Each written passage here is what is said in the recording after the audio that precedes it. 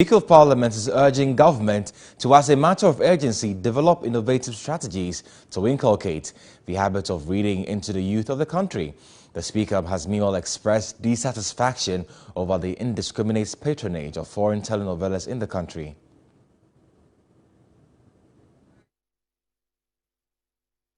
The telenovelas of today on our television sets are figments of imagination from the cultures they originated from, which have been developed into storylines. Very often, they have no bearings on our culture.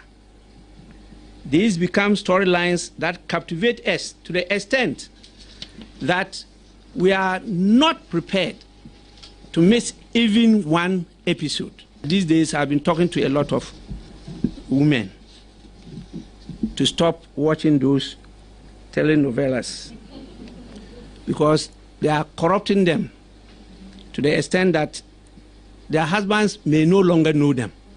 The Speaker's anger stems from what he described as the lack of in-depth analysis into issues of topical national concern. He speaks of statesmen not detailing their memoirs for generations to avert their minds to. The Speaker, who was a special guest at the launch of a book by a former First Deputy Speaker of the First Parliament, Ken Girasa, titled Defining Moment, A Trip from the Village to Parliament and Beyond, charged the nation to take reading to preserve the country's identity.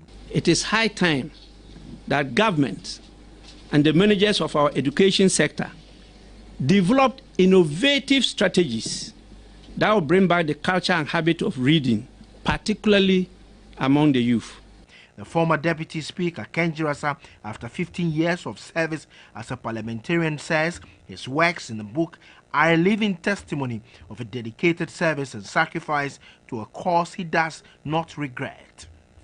After 16 years in the saddle, 16 years of political ups and downs, 16 years of hail him and crucify him syndrome, I realized it was time for retrospection. Share the blessings and curses of the politician, particularly with the political youth, who have no real ideas the type of political landmines they so desperately desire to step into. Before starting, I had cautioned myself over the infamous statement about the African.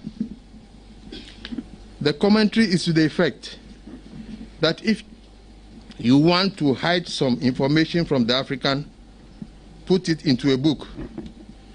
He will never read it. I decided to defy this wholesome stereotyping